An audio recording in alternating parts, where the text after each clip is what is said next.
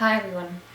So today I want to share with you my 7 top tips for a fulfilled life. And I don't know that I've really, seen, well, there's probably this kind of stuff out on YouTube, but I haven't seen many. And I'd love it if you guys could maybe share, from your point of view, what your top tips for a fulfilled life is, because I know what I'm going to share is quite universal, and but I also know that it's quite individual. So, and also these are things that I, try and live by every day, so they're tried and tested. And the first things I've written them down, and I'm going to be referring to, the points that I've written down a little bit, so I hope you don't get too distracted by that.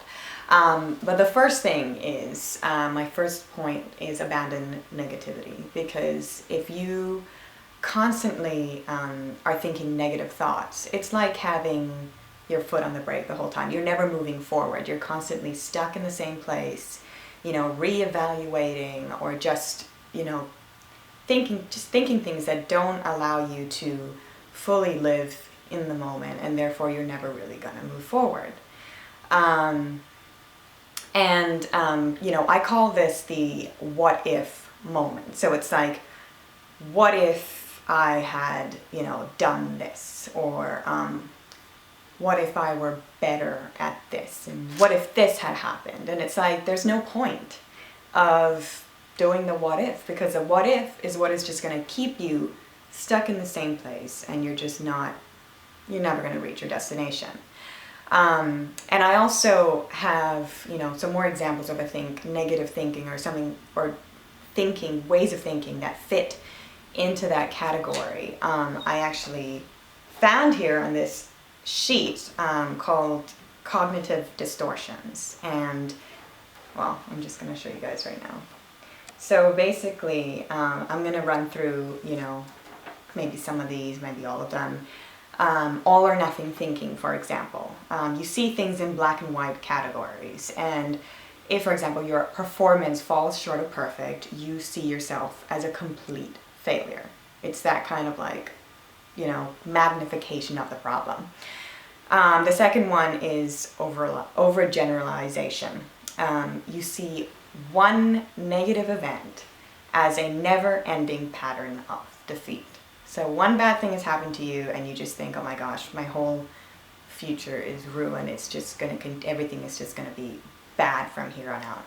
The third thing is the mental filter.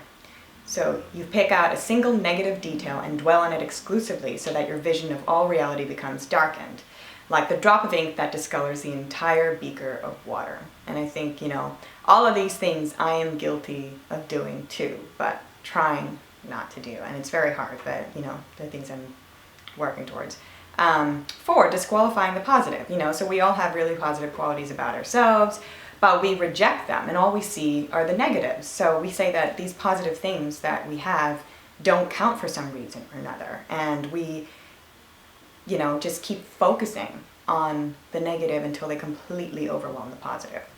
I think, we're all guilty of that from time to time. Number 5 is jumping to conclusions, and I'd say, so it's you make a negative interpretation even though there are no definite facts that convincingly support your conclusion.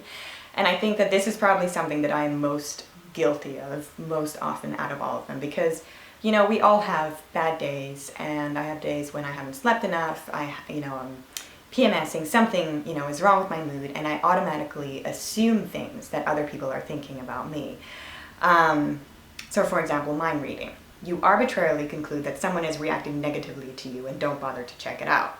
And that's what I do a lot. So I think, I'm saying something to somebody else, they have this reaction on their face, and I make an immediate assumption of what that might be, even though I have no idea that that's true. And when I actually, if I actually were to ask the person, I'd probably learn that what they're thinking is nothing along the lines of what I thought they were thinking. Same with the fortune teller error. So you anticipate that things will turn out badly and feel convinced that your prediction is an already established fact. So this is kind of what I call resistance as well, because I think, a lot of people are resistant to success because it's safer that way. If you think that it's going to turn out badly, you don't have hopes, you don't put your full effort in, and you predict that you're going to fail. So when what ends up happening, you fail and you don't surprise yourself and you don't disappoint yourself. So I think that's resistance, and that's something that we all have to, I think, work very hard at fighting against. 6 is magnification or minimization, which is basically exaggerating the importance of things. Like you goof up somebody else's achievement and you compare it to your own and you think, oh my gosh, that's amazing, but I'm nothing compared to them. I could never be anything like that, and the same goes for minimization. You inappropriately shrink things until they appear tiny. You disqualify your own qualities or somebody else's imperfections. The 7th one is emotional reasoning. You assume that your negative emotions necessarily reflect the way things really are. So I feel it, therefore it must be true. Again, it kind of goes with, number 5, jumping with conclusions. Is just because you feel it doesn't mean it's actually fact. It can just be a distorted perception. Number 8 is the should statement, and I've always been told, don't should on yourself, because, if you try to motivate yourself with shoulds and shouldn'ts, it's as if you've been whipped and punished before you could even be expected to do anything. Musts and oughts are also offenders, they say here. And the emotional consequence is guilt. When you direct should statements towards others, you feel anger, frustration, and resentment. It's no way to live your life. Number 9 is labeling and mislabeling. And this is what they call an extreme form of overgeneralization. So instead of describing your error, you attach a negative label to yourself. I'm a loser. When someone else's behavior rubs you the wrong way, you attach a negative label to him. He's a damn louse. Mislabeling involves describing an event with language that is highly colored and emotionally loaded. The last one is personalization. I'm also guilty of this quite often. You see yourself as the cause of some negative external event for which, in fact, you were not primarily responsible. So again, it's, that kind of negative spiral that just keeps going and going and going and going. So, and this was actually taken by or adapted from the book by David Burns. And he has a book called The Feeling Good Handbook that he wrote in 1989. That's supposed to be excellent. I haven't read it. I have it on my shelf, but I haven't read it. Anyway, so those are things that I try to keep in mind. And the second one here is letting go of personal history. So, you want to live in the present as much as possible, and that I've already talked about that. You don't want to, it's one thing to relive, or, you want to relive a really positive memory, and that's fine, but you don't want to keep thinking about the positive things that happened in the past so much to the point that you're never living in the present, or thinking about negative things that have happened to you so much that all you feel are, frustration and negative feelings towards what has happened in the past. Again, that's like having your foot on the brake, it goes with the first thing I said.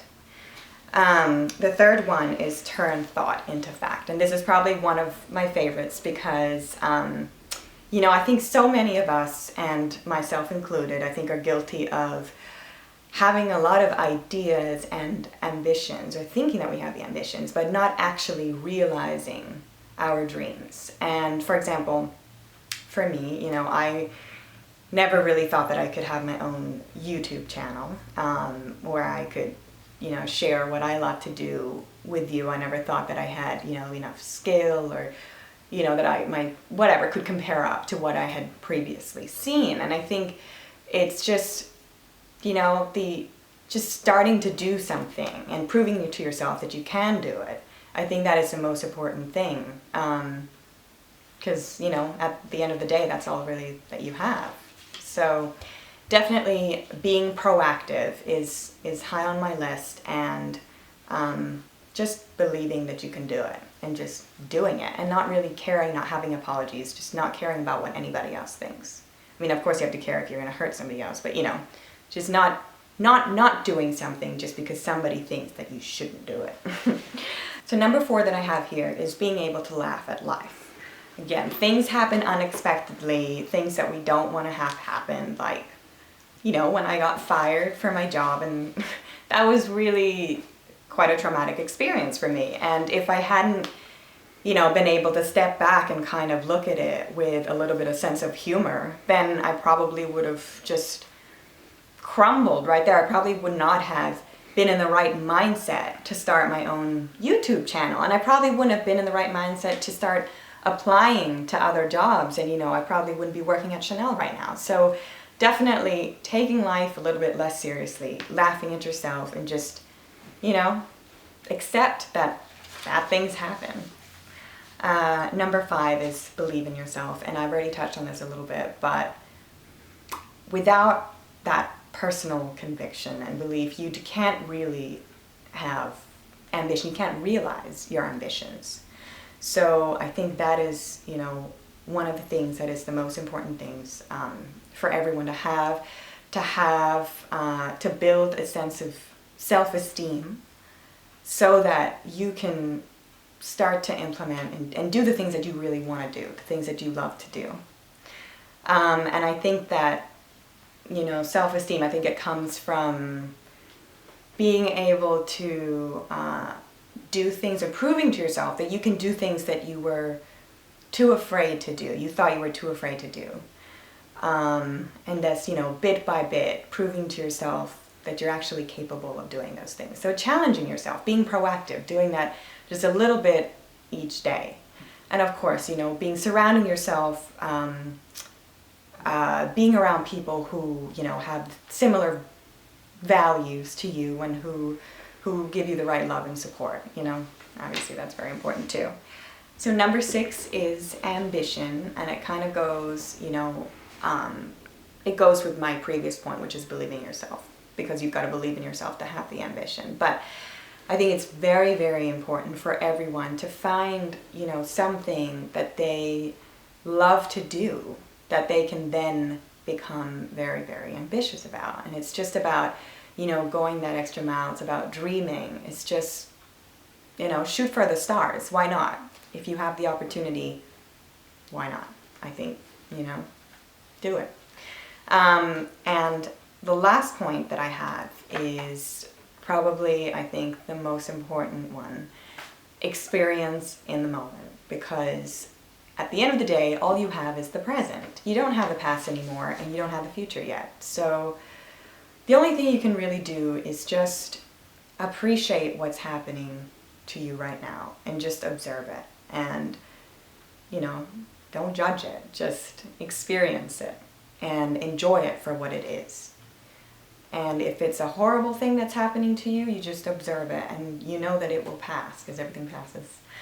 And if it's a good thing that's happening to you, then you know that, you know, you can enjoy it, but you can't hold on to it forever either, because that passes too.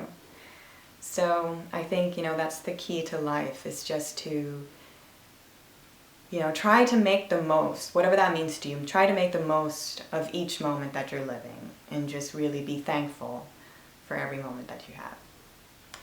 So those were my 7 tips to a fulfilled life. And like I said before, I'd love to hear everyone else's comments.